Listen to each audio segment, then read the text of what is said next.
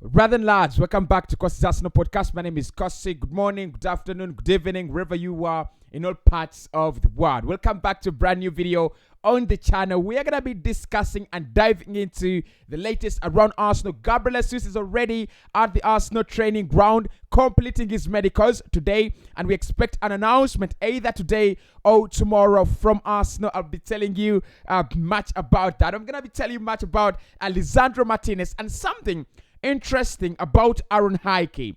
West Ham United inquired about signing Aaron Hickey, and they were basically told he's going to join Arsenal Football Club. That is quite weird. That's quite weird. But we'll talk about that, and definitely today today later in the day, I will do a video for you about everything you need to know about the Aaron Hickey transfer. We need to dive into what that is all about. We'll talk about William Saliba as well, and of course Youri Tielemans. Arsenal believing they will get back and revisit that transfer. At the moment, there is nothing to worry about. Hit the like button. Let's get this video to 800 likes. Subscribe to the podcast.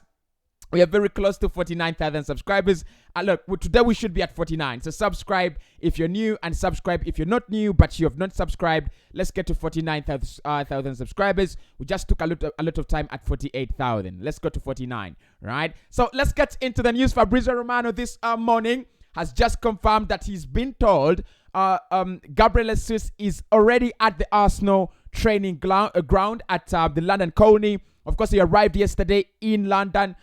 Started his medicals yesterday, and now he will be completing his medicals this morning. He will be putting on shirt number 9, as a couple of sources have leaked it. He will be putting on shirt number 9 at Arsenal, and of course he arrives as the main striker and the priority. Now, Gianluca Scamacca will not be joining Arsenal as a backup striker. Fabrizio Romano confirmed yesterday on the Golazo podcast. He said Arsenal wanted Gianluca Scamacca or Gabriel Jesus. Gabriel Jesus was the priority. So the idea was Arsenal wanted to get in either Gabriel Jesus or Gianluca Scamacca. And that is the question I'm going to ask you on the podcast this morning. Would you have preferred a gigantic, strong, muscular striker like Gianluca Scamacca, or do you prefer someone flexible, someone technically gifted, someone a little bit talented?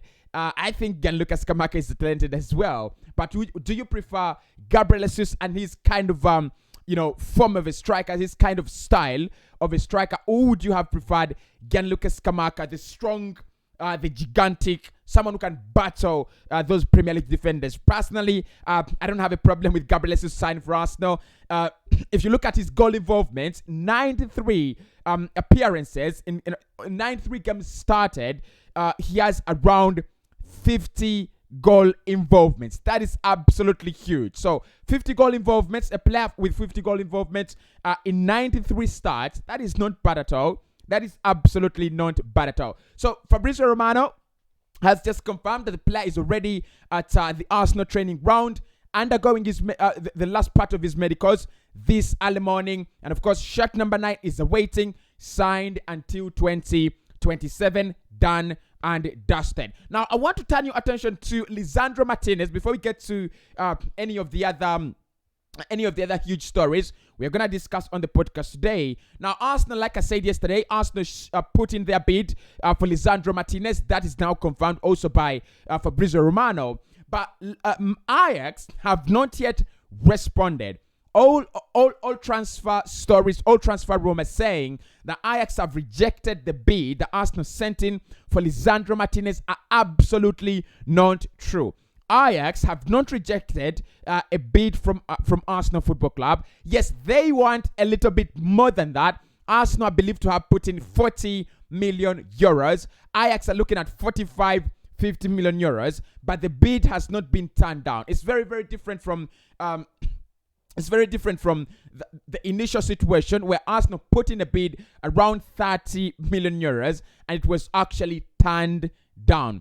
In this case, in this scenario, Ajax have not told us to increase the bid at the moment, and they've also not told us that the bid is actually not enough. Now, according to Romano, they still believe Julian Timber and Lisandro Martinez are untouchable. They would want to keep them this summer, but they are not 100% sure that both centre backs will stay at Ajax this summer. So what they have to do and what they're trying to do here is holding the player at a ransom. That literally, that is what they're trying to do. They're holding him at a very, very big fee, and they're saying, look, if you want to get him, you're going to have to pay highly above the odds. That is the only way you're going to sign Lisandro Martinez. I do not have a problem with paying over the odds for a player, but in my opinion, I think the bid Arsenal put in, 40 million euros, is just about enough. So Lisandro Martinez, bid not accepted, bid not rejected. At the moment, I don't know what's happening. I think Ajax are still evaluating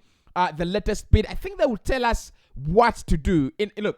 In most cases, if you come in with a second bid that is closer to a club's valuation, it's either they're going to chase you and say, okay, you're close to the valuation, but we do not want to sell. It happened with the Aston Villa and Emile Smith-Rowe.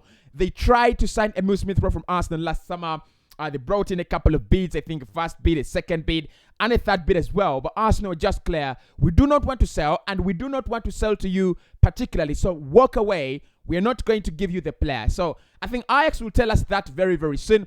Either they are not willing to sell, they're not willing to sell to us, or they are going to they're going to be suffering and giving us a compromise in that deal. But Lisandro Martinez, bid in, not rejected, not accepted as well. Now there is a very, very good account called Premier League Team News and Ticks. They have actually given us an overall update about Youri Tielemans, about Aaron Hickey, and also William Saliba. With William Saliba, it's quite easy. They have said Arsenal plan to keep him, but they're going to give him a GC contract. Contract, right? Contract. I was about to say construct, but they're going to give him a GC contract. They said they're reporting there's going to be a 2-year extension. His contract has 2 years left, so they're going to add him 2 more years. In my opinion, it should be 3. I'm just scared, because if you give him 2 more years, then by the end of the season, it's gonna be 3 years left on his contract. It's weak. Those are really weak contracts. I love I just love clubs in Spain. There was a time when I think that was 2019, 2020. I think it was January 2020. And I think a couple of clubs, Manchester United, Arsenal, and Chelsea, were all interested in Sonny Guez. But his contract was running for another 5 years. He had just renewed a contract that was running for another 5-6 years. It just brings that kind of security. Short contracts, I'm not a big fan of them. But anyways, William Saliba will sign a GC contract with Arsenal Football Club. That is now confirmed. 2 more years. I'm skeptical about that. Really, really skeptical about that. But anyway, not a bad start, given the fact that the player has even just considered playing for Arsenal again as a club. We thought it was never going to happen. Honestly, I thought personally it was never going to happen. Now, the Aaron Hickey update is very, very interesting and quite mesmerizing as well. Now, according to this account, like I said, Team News, the Premier League Team News and Ticks. I want to get the account right so that you can find it on Twitter as well. They're called Team News and Ticks, right? Find them on Twitter. This is what they've said. On Aaron Hickey, West Ham inquired for him, but about a month ago, and were basically told he was going to sign for Arsenal, but it has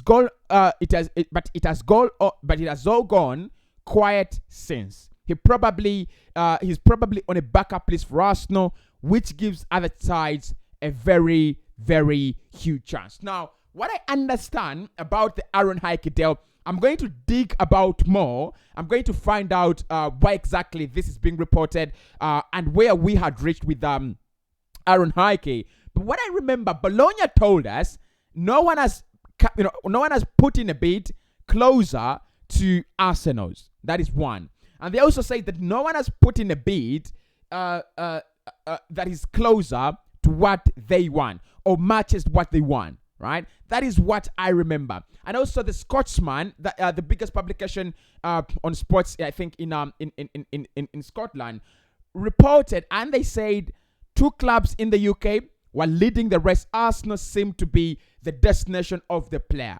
Now, West Ham inquiring about the player a month ago, and they were told he's going to join Arsenal. It's quite very, very tricky. It's so tricky.